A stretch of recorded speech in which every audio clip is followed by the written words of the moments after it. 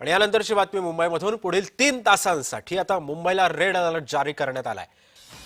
मुंबई आणि रायगड जिल्ह्यामध्ये अतिमुसळधार पावसाचा इशारा देण्यात आलेला आहे। प्रति तास 65 किलोमीटर वारे वाहण्याचा अंदाज सुद्धा आता देण्यात आलेला आहे। बाहेर पडताना काळजी घेण्याचं आवाहन सुद्धा आता प्रशासनाकडून करण्यात येत आहे।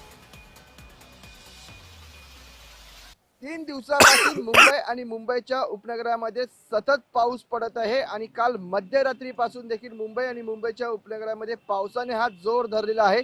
त्यामुळे संपूर्ण मुंबई परिसर हा जलमय झालेला आहे।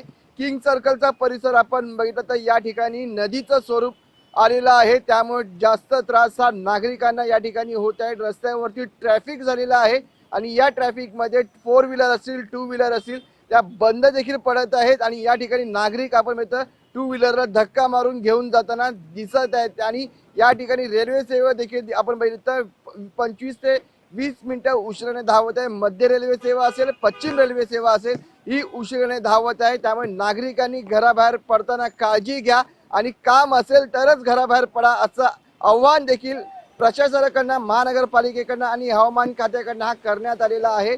त्यामुळे आता पुढचे 3 तास देखील या ठिकाणी रेड अलर्ट हा जारी करण्यात आला आहे आणि पुढचे 3 तास जोरदार पाऊस होण्याची शक्यता ही वर्तवण्यात आलेली आहे। त्यामुळे नागरिकांनी घराबाहेर पडताना सावधानतेचा इशारा घ्या असा पालिकेकडनं, शासनाकडनं आणि हवामान खात्याकडनं सांगण्यात आलेलं आहे। आणि आपण मुंबईची परिस्थिती बघितली तर या ठिकाणी पूर्णपणे धीमी झालेली आहे, कारण की संपूर्ण ठिकाणी वातावरण बघितलं तर जलमय झालेलं आहे आणि या ठिकाणी ज्या गाड्या आहेत त्या स्लोपने रस्त्यावरती धावताना दिसत आहेत।